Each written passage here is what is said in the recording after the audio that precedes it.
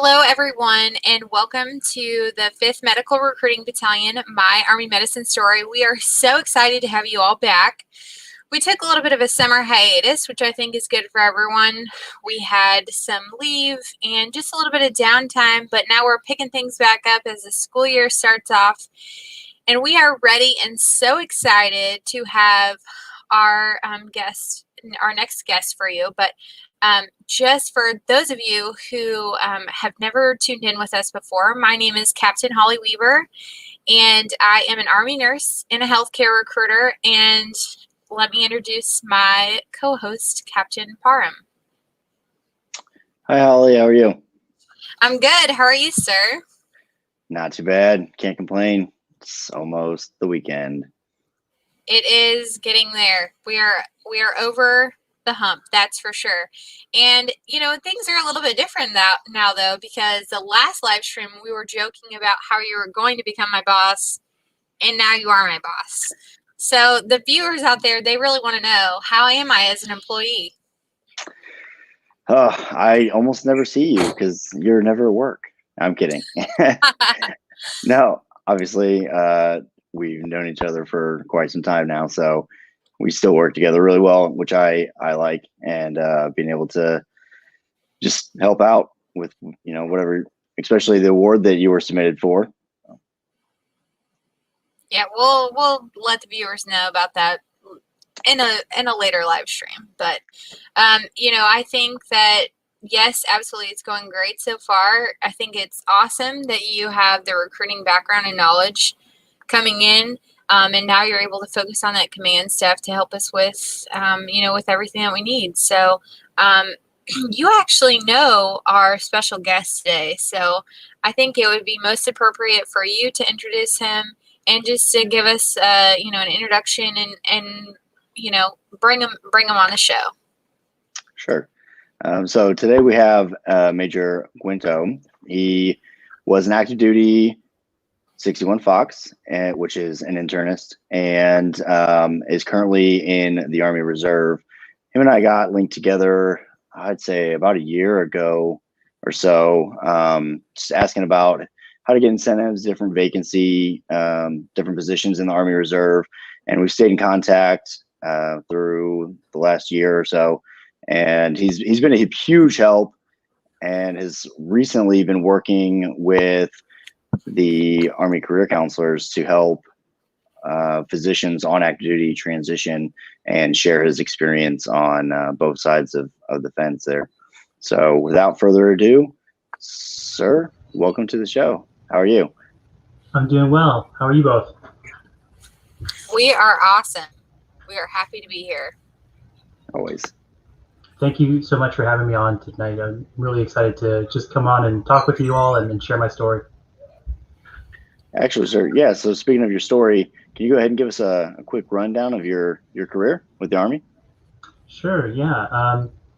Things started for me after I got accepted into medical school, New York College of Osteopathic Medicine, back in 2006. So I applied for the Hpsp Scholarship, and I was lucky enough to be awarded that scholarship to help pay for medical school. And after graduating in 2010, I landed myself in an active duty residency out in Tripler, Hawaii, Tripler Army Medical Center, where I did 3 years for internal medicine. And I was also lucky to be picked up for a fellowship after that for 2 years at Walter Reed in Bethesda, Maryland. And after that, I got to be an Assistant Chief of Endocrinology down at Eisenhower for about 4 years. And I really had a great time. But around a year or two ago, just like you were saying, Brandon, that you know, how to make that decision about whether to stay active duty or make my way into the reserves. And so I think I chose at that time to go into try the reserves, try my feet there. And I've been doing that for about 2 years now. And I've been really happy ever since. And I think it was a great decision for me.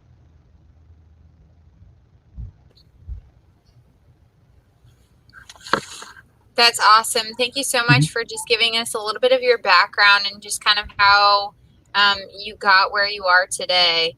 And I think the first thing that we kind of really want to talk about and discuss is the Hpsp Scholarship. And, you know, a lot of people out there don't really know what it is, but it is a great opportunity to get your medical school paid for, get a stipend as well as a bonus, and then, start off your career debt free. So when you applied to medical school, got in, and, decided to do HPSP, what was kind of your deciding factor of doing the HPSP program? How did you find out about it?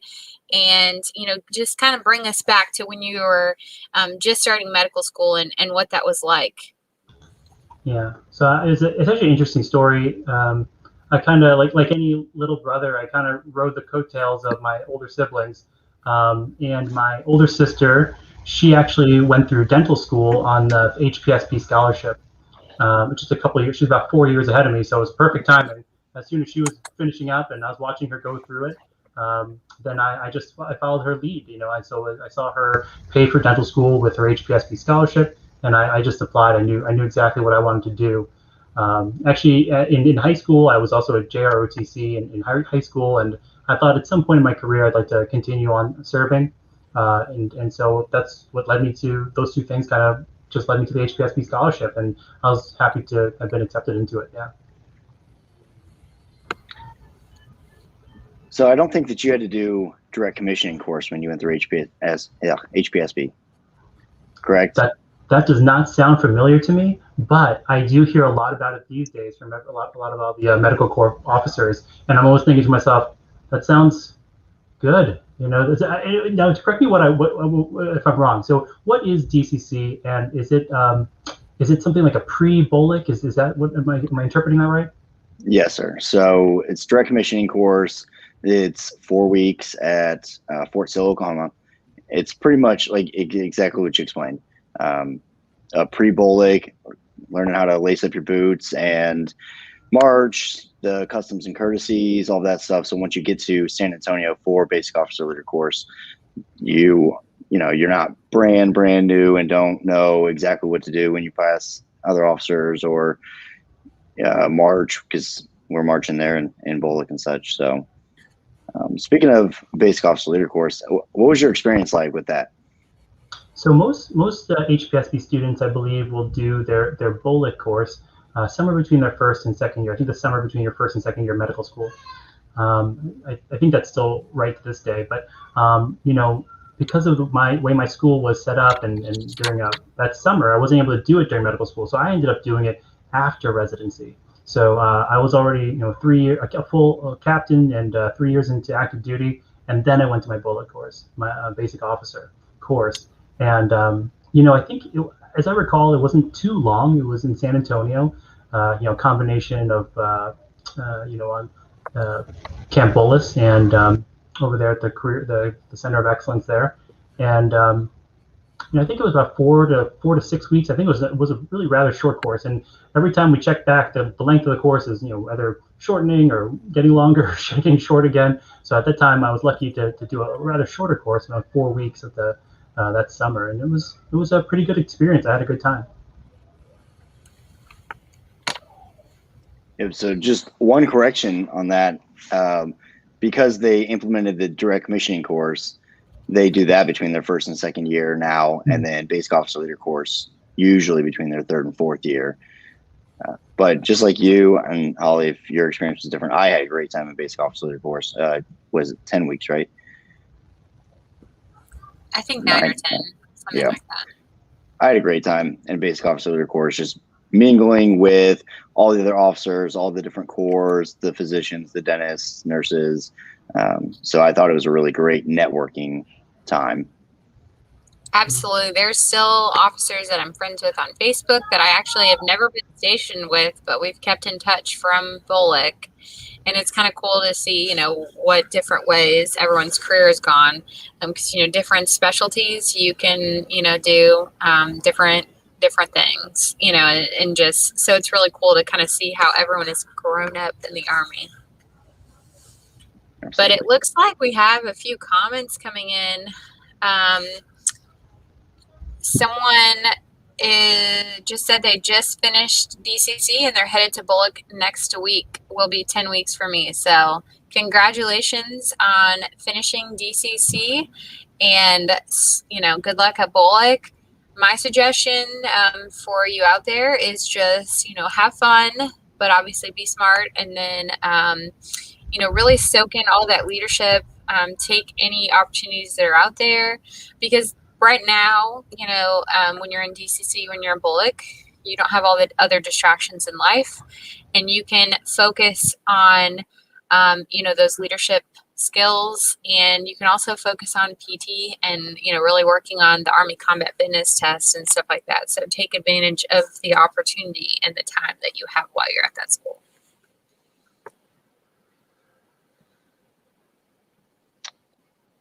Oops. All right, didn't mean to pull that one up.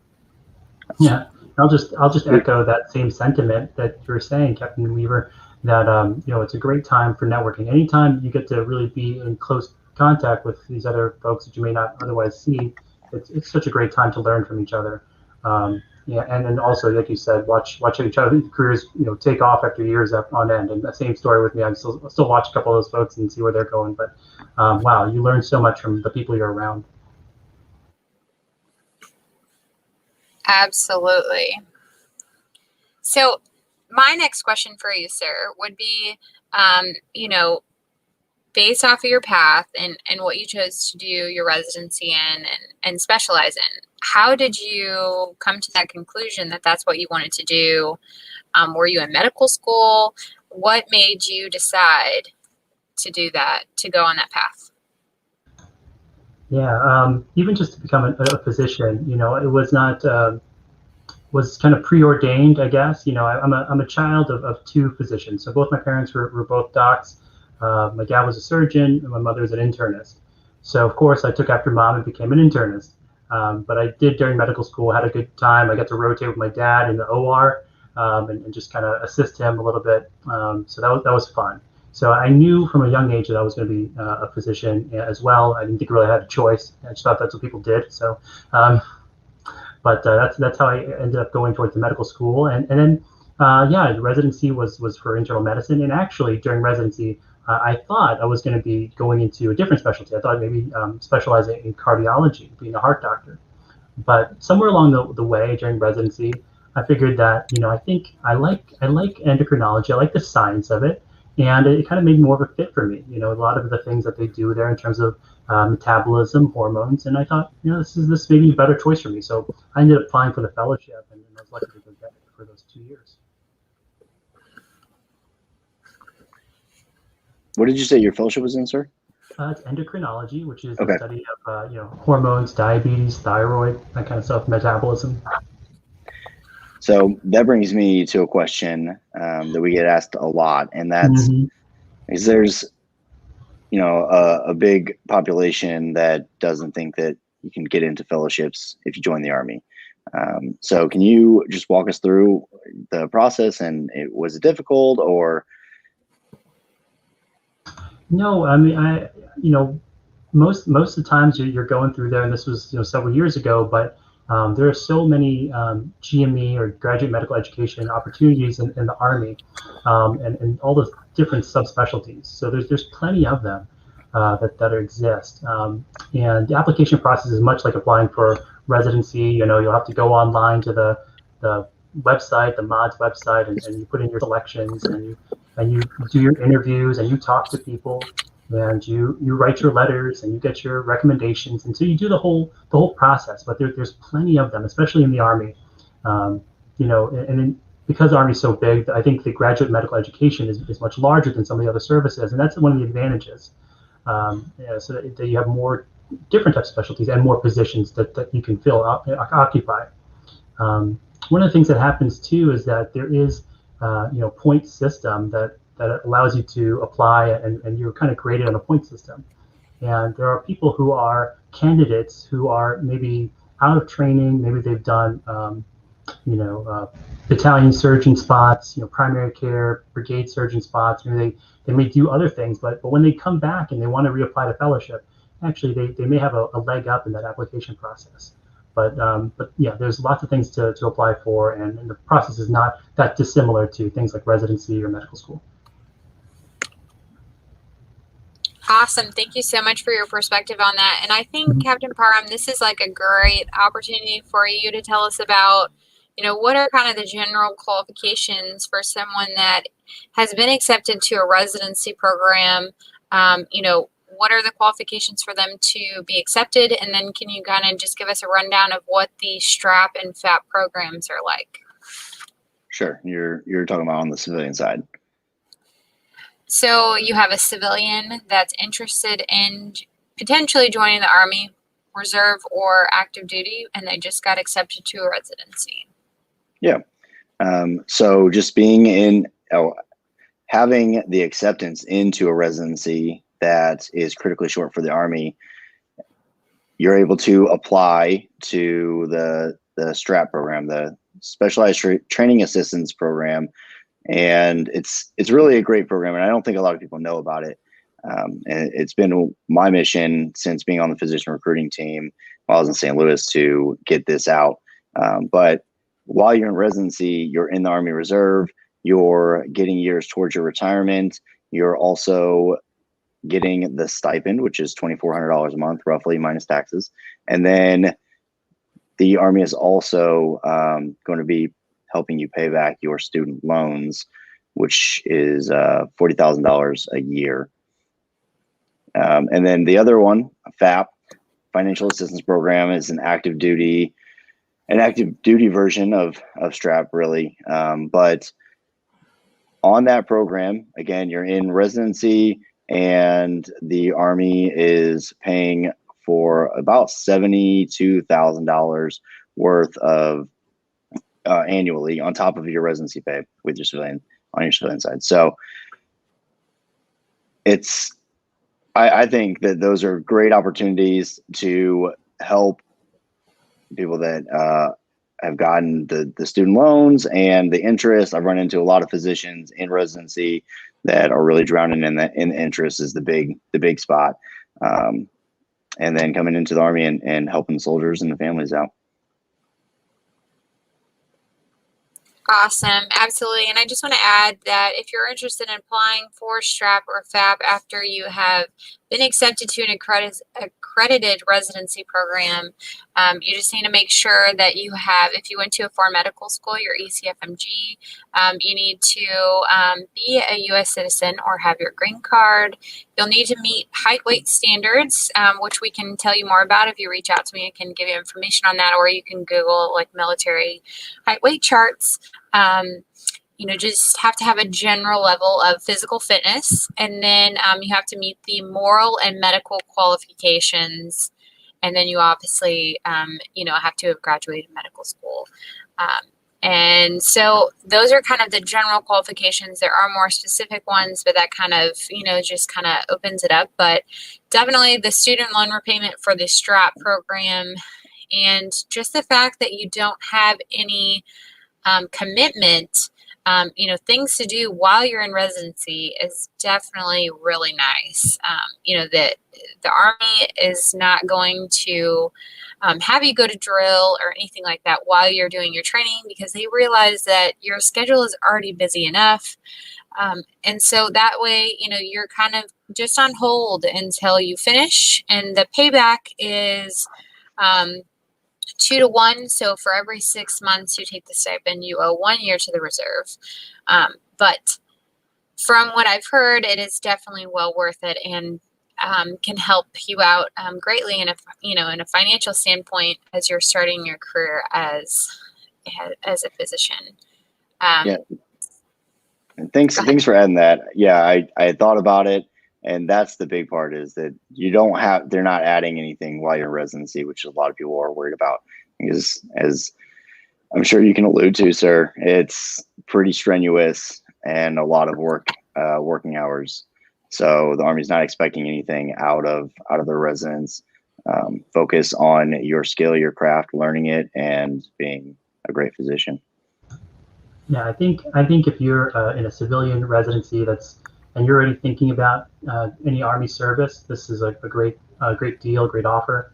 I'll just say, about the financial part of the Hpsp Scholarship, that my wife also is an Hpsp recipient. but she had a lot of classmates who they took on large student loans. So some of these medical schools, 4 years, and this is a decade ago, right? So they're graduating with $200 plus, maybe $300,000 worth of student loans.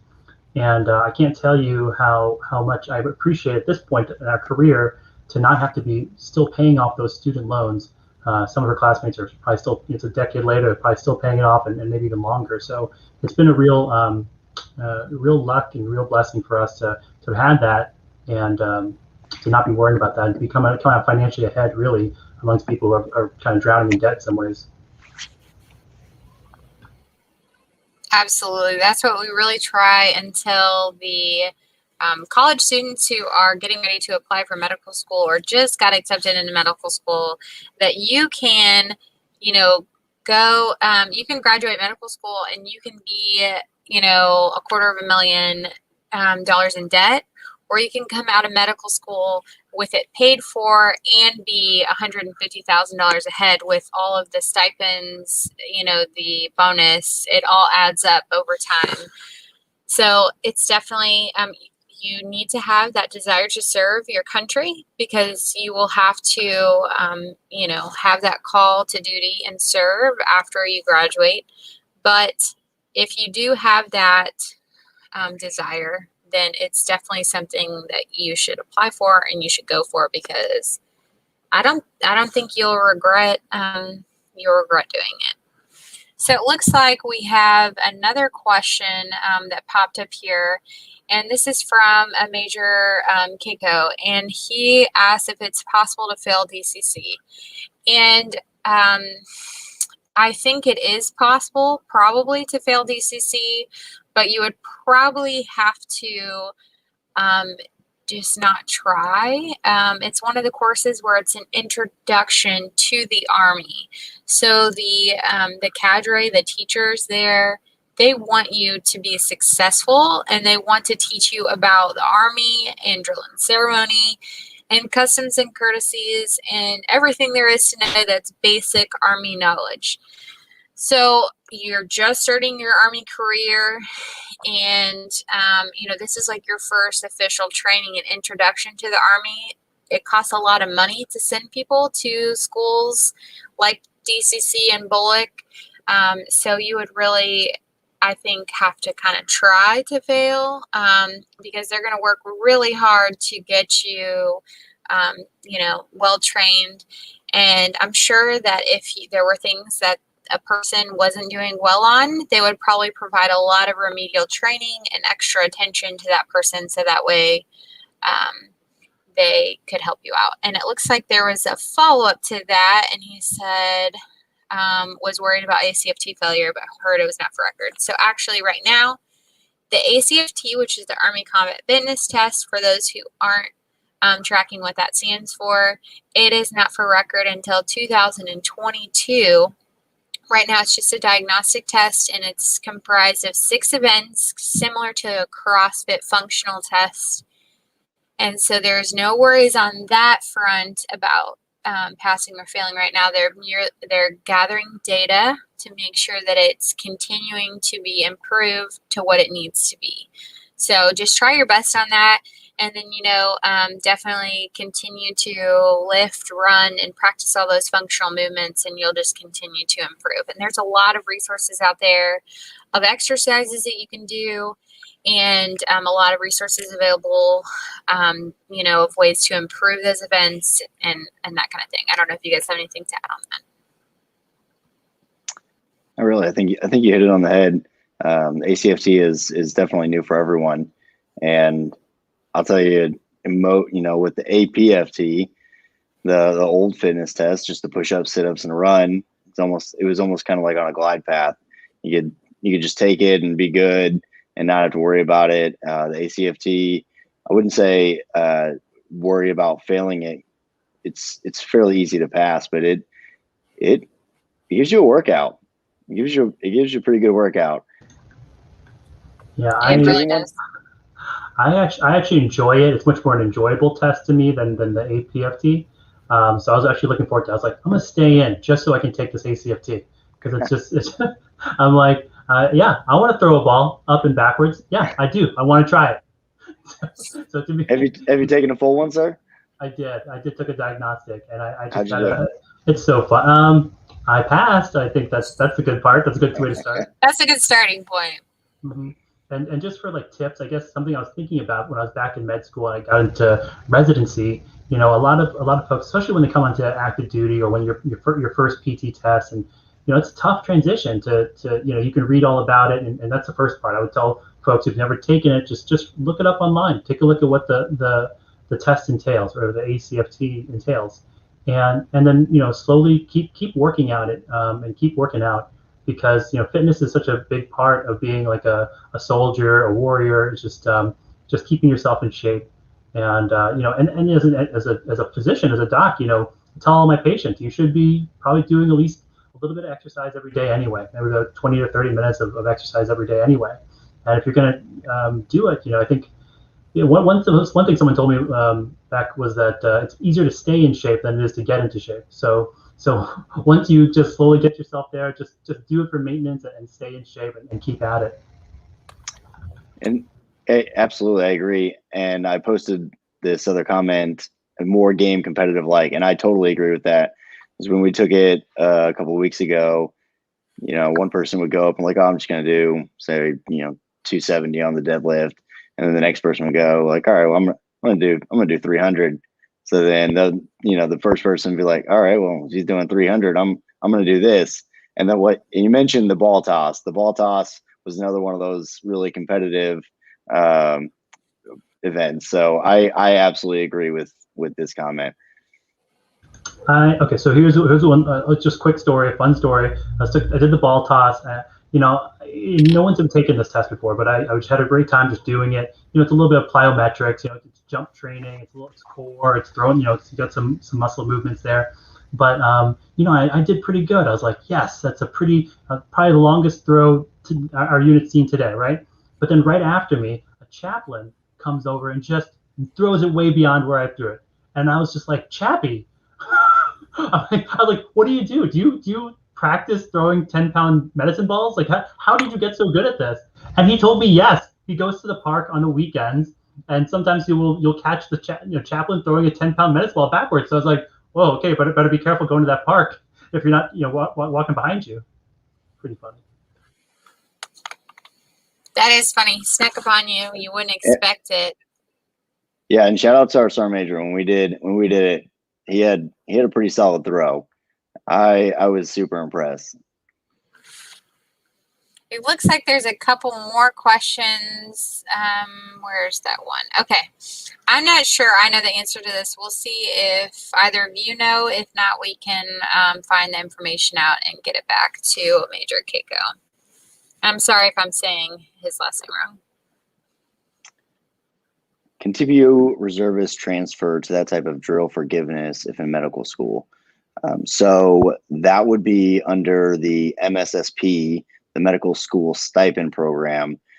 It's very similar to STRAP, where they go to medical school, they're in the Army Reserve, they're getting the years toward retirement and going through medical school, not having to drill, not having to do mobilizations, anything like that. And they're using their didactic training and courses to cover those 50 points per year, along with the drill pay. So the answer to that is yes. It's the medical school stipend program that they would want to look into. Awesome. Thank you so much for sharing that. It looks like we have another question as well about the age requirements for applying to Hpsp. That's actually a really good question. I don't think I've ever done an age waiver for Hpsp. I would say if you're going to medical school, try it out. I mean, I don't know about you, but I'm more than willing to push an age waiver. see what happens. Absolutely. I mean, I would think that it would probably be, they'd want them to be under the age. So our maximum age for commissioning is 42. So I'm guessing without an age waiver, probably the upper limit of that would be around the 36 to 7 age range. Maybe 38, you'd be pushing it because you'd be 42 by the time you graduated medical school. Generally speaking, for Hpsp, the people that are applying are all in their 20s or low 30s because, that's kind of the natural progression of, going through their undergrad and then potentially getting a graduate degree and then applying to medical school. So I personally have not seen anyone applying that's probably older than like the low 30s, but that's not to say that they, wouldn't be able to. And so if you are interested in applying and you're not sure about your age, feel free to reach out to me and we can look into it. And if you have a acceptance to medical school, so right now we have the 4-year and the 3-year Hpsp program. If you're wanting to get the 4-year scholarship, then you would need to be applying your senior year of your undergrad. So that way the stipend would start when you start your medical school program. If you apply in your first year of medical school, then you would qualify for the 3-year Hpsp scholarship, just because by the time you get through the process and get everything going, it would start when you start your 2nd year. So Brandon, could you actually give us a little bit of a breakdown of the requirements for applying for Hpsp? Like what do they need to get on their MCAT? And, what's a ballpark GPA that would make them competitive? Sure. So the minimum GPA is going to be a 3.2. I would say competitive, you're looking 3.5, 3.7. Over 3.7 is very competitive. At least a 500 on your MCAT and line scores in 124 or above in all line scores. And as far as your degree, I get this asked a lot. Your degree does not matter. You can have a degree in business or whatever, as long as you take the MCAT and are accepted into a medical school, then you're good to go. Awesome. That is really good information to know, because sometimes I think, there's soldiers that you come across and they are straying away from it because their bachelor's might not be aligned. But then, they also obviously have to meet those medical school requirements. So there could be potentially prerequisites that they need, to have to get into medical school. And that would be something that they would need to look into as well. Sir, I actually would like to ask you to share a story with us. So can you tell us about an experience that you've had as an Army physician where it just really made you proud to be an Army officer and a doctor in the Army? Okay. Well, way to put me on the spot, so I appreciate that. It's my job.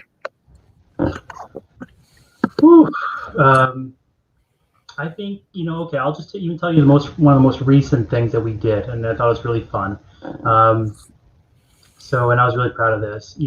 During this past summer, in the reserve unit I'm with, we got to do something called IRT. It's called Innovative Readiness Training. So typically, you hear the old, it's a weekend a month, 2 weeks a year, and that 2 weeks a year is generally meant for like AT or annual training.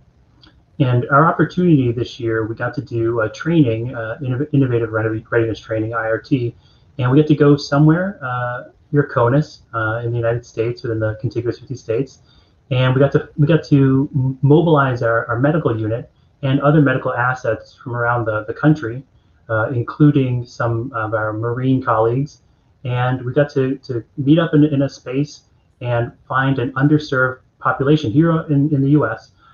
Where they don't really get much funding, whether it be from federal funding, state funding, local, and they kind of shy away from medical care. They may not even have access to that kind of medical care.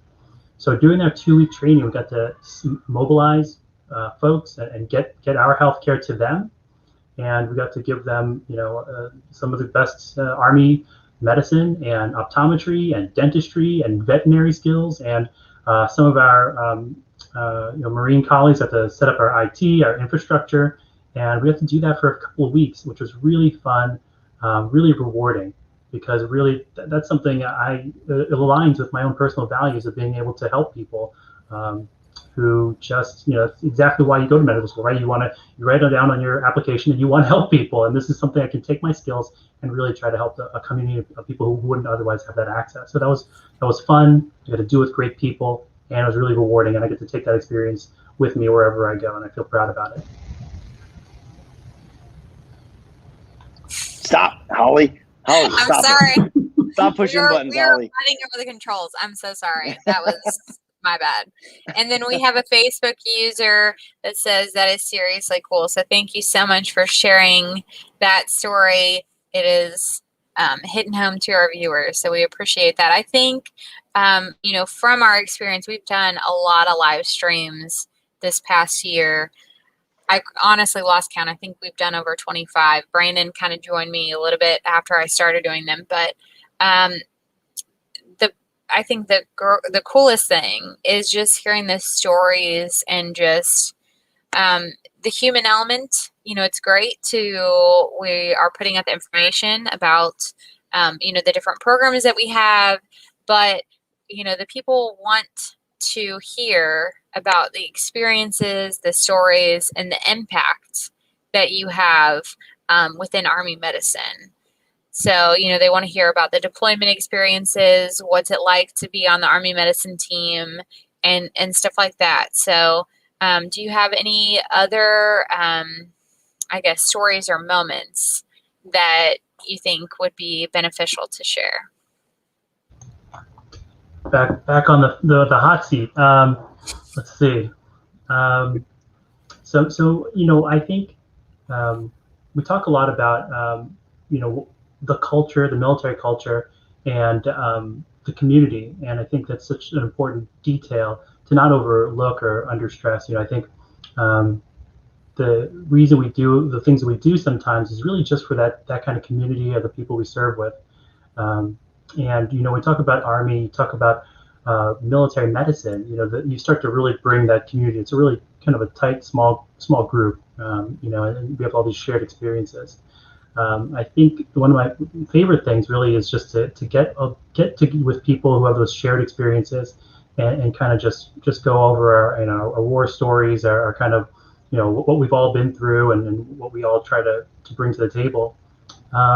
I guess I can talk about the time where I got to play primary care. I got to be a battalion surgeon for 9 months, and I got to go over to South Korea for 9 months with a force comm unit and be a battalion surgeon for 9 months, and that was a really great experience for me. Kind of get out of my comfort zone. Coming from GME, graduate medical education, so now this is where the metal meets the road. So time to put into practice everything that you've learned, all the skills that you've acquired, and really get down and take care of soldiers. And of course, this is the growth experience, and it's not going to be easy.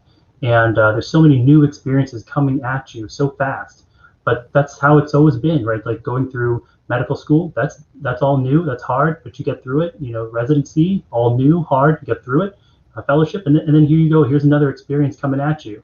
But every single time we do it, it's a growth experience, and you have to look at it that way in order to engage, in order to embrace it, in order to grow. And so that was just fun, and it was great to be, so one of the soldiers really and be their doc, and really get to know up to 700 soldiers to be their doc. So it was really great, and you get to work with PAs and other medical professionals that you wouldn't have otherwise worked with. 68 whiskeys, our combat medics, and really see what a force comm unit's about a little bit. And it was a really great experience. And I got to ride around in a bunch of vehicles. I got to see lots of ordnances explode, and it was a fun time. It was great. That sounds like a great experience. Sorry, I didn't mean to cut in. No, you're good. That actually brings me to another question that we get all the time: the difference between being a civilian residency compared to an Army or a military residency. Can you just explain your experience, and were there extra duties that you had to do while you're in residency? Was it just residency? Just your experience through that. Obviously, you didn't go through a civilian residency, so I don't expect you to be able to compare them. Maybe you can. I don't know. But we get a lot of concerns about being in the Army and being in residency at the same time. Yeah, I mean, it's you get used to it pretty quick. You put on the uniform, you're going on to a base instead of just a civilian hospital, so you learn the lingo faster. When you get there, you have to do there's administrative tasks that really prepare you, that you get to learn and you get to carry with you. There's OERs, the officer evaluations, you do annually, and so you get to learn how to talk about yourself, how to promote yourself, how to present yourself, how to discuss, get good feedback from your raters. You take the APFT or ACFT now, so you are doing physical training. You try to keep that in mind, but more than that, you get to work with the folks who have also served. So these are other people who are active duty or retired Army physicians. Or you may be in a joint environment where you're working with Navy physicians or public health service physicians. So you might be in a joint environment where you get to work with different services and their medical specialists.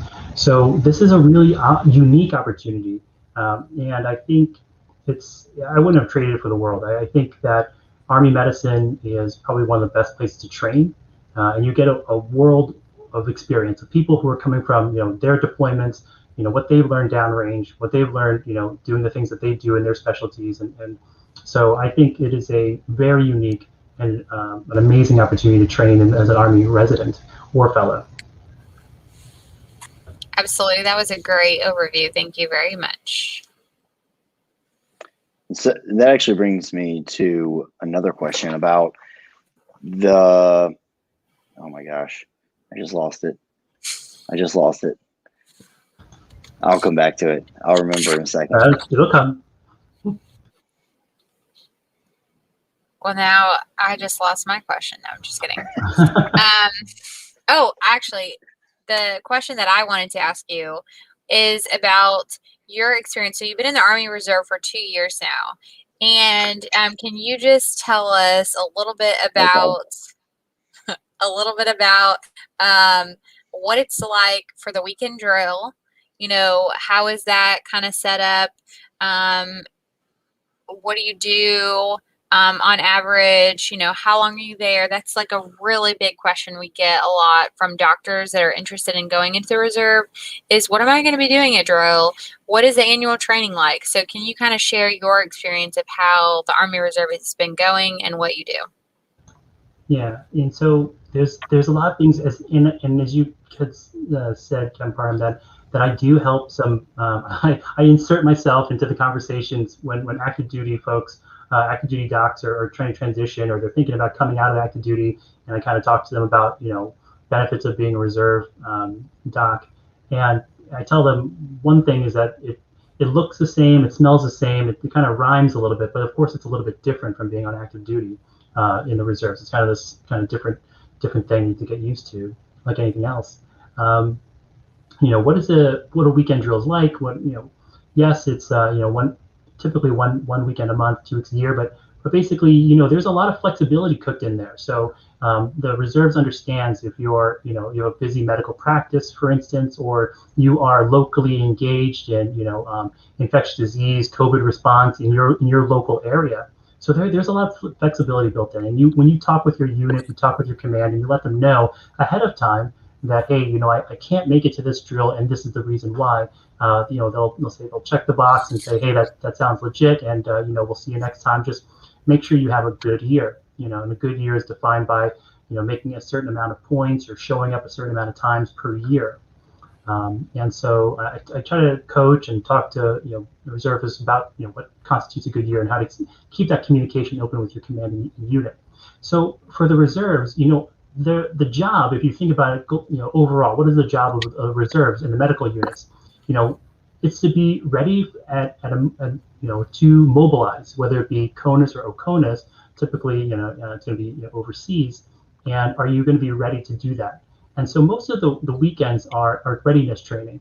It's going to be making sure you're green across the board, which administratively, physical readiness, your PT, you are ready, medically ready. You've got your PHAs squared away. You've got your all your paper, your medical readiness. So a lot of times our weekends are filled with making sure that we're ready and green, right? Because then it seems like it's a little bit burdensome to do that sometimes, but you have to think about the reason why. And the reason why is just so that way a large group of people can be mobilized quickly and that they're ready to go and do their job somewhere else, like credentialing and whatnot. So for physicians. So are you keeping up your skills? Do you have your CME up to date? Are you having your licenses up to date? So there's a big folks to have their credentialing all ready to go, so that way you can do your job somewhere else at a moment's notice. So that's most of the weekend, I think, is dedicated to readiness, mostly administrative and physical. But so in some instances, some people will be doing healthcare. I don't do as much healthcare on the weekends, which is actually a little break for me. So sometimes I'm doing healthcare and delivering health. I'll do my week, my civilian job, and so on the weekends it's okay to kick back a little bit and do the administrative portions, which is making sure that I'm green across the board. The 2 weeks of annual training, you can kind of get creative, right? The unit will do their two weeks of training. They'll do scenario-based training, whether it be at sometimes they'll create an austere environment, and you have to do all that kind of medical stuff that you might do at Bullock, and so that type of training they do on a regular basis. But there's all these other opportunities that I like to emphasize, like the things I've got to do this past summer, like IRT, individual innovative readiness training.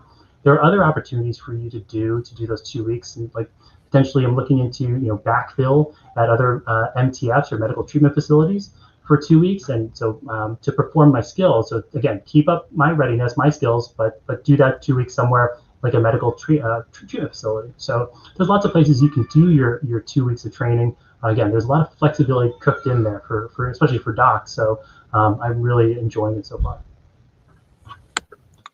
Perfect, That's awesome. sir. And yeah, and so 2 points out of that. One, I think it's fantastic that you are getting involved with trying to get some information out there with physicians and other medical professionals coming off active duty, because in my experience, they just don't. There's not a lot of information out there at the bases, and when they're transitioning out, they don't get the overview of the programs, the incentives of the Army Reserve, and there's a lot of like you said, a lot of flexibility in the Army Reserve with everything that's going on. So I think that is awesome, and thank you so much for doing that, because I've run into too many medical professionals that are just not aware of what they can do on the reserve side.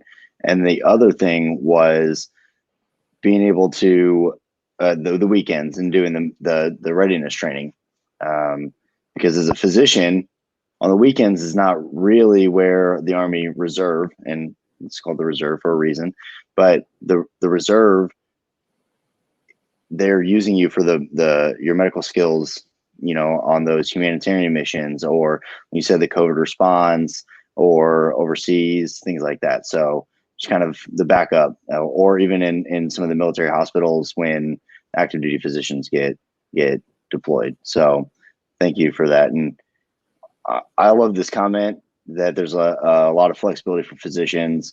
We have the AMED Professional Management Command that will help do the flexibility. Your leaders are typically medical professionals that understand your scheduling and what you go through on the civilian side, that you have a busy schedule.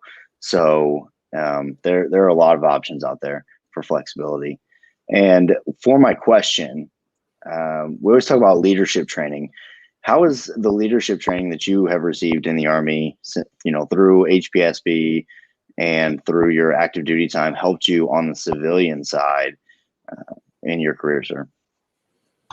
I mean, it's direct and indirect, right? So leadership training can come as a formal didactic where someone gives you a PowerPoint or a book to read and say, learn these 5 points of leadership. There's also what you are bombarded with, all the time, the environment that you're in all the time, which is, observing good leaders, observing leaders who aren't so great, learning how to lead by example. And one of the biggest parts of leadership is communication. I think in the Army, I'm not a great communicator by any means, but I've seen what great communicators look like, and I emulate them. I try to do my best to emulate what great communicators look like. And I think that communicating your thoughts clearly is really important to being a leader. I think getting buy-in from your subordinates, taking care of people, the people first attitude, that actually makes sense. When people know that you care, that they know what they like to know what you know, and they like to know that you care, and then they're more willing to do what you kind of want to do to accomplish the mission. So that's one of the definitions of leadership. But I think in the Army, when you are doing it day in and day out, you have to learn how to do that kind of skill with your residency classmates, with your fellowship classmates, with your PAs, your medics, everyone you work with, top down, with your commanders and everything. So you're constantly working with upper echelon and so forth. So I think I'm gonna stop droning on, but that you're doing it all the time, and so it's great to have. And on the flip side, if and when you go into the civilian sector, that's something we always talk about as a hiring plus. I think most people's general impression is you're coming off active duty or the reserves. If you have military training that they expect, and most of the time they're right, that you have experience leading yourself and leading other people, whether it be a small group or a large group of people. So I think employers are looking for that, and so I think that's been a leg up, especially for my applications. I think people really like that.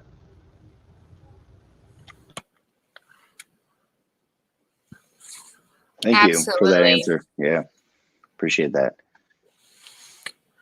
It looks like our time is kind of starting to come to a close.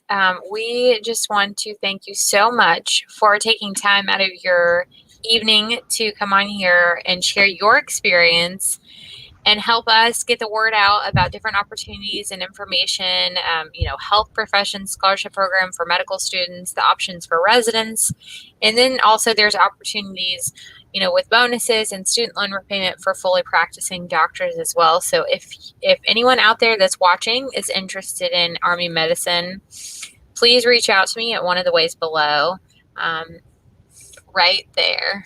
Yep, below. Very nice, sir. But with that being said, do you have any closing comments or anything you would like to leave our audience with?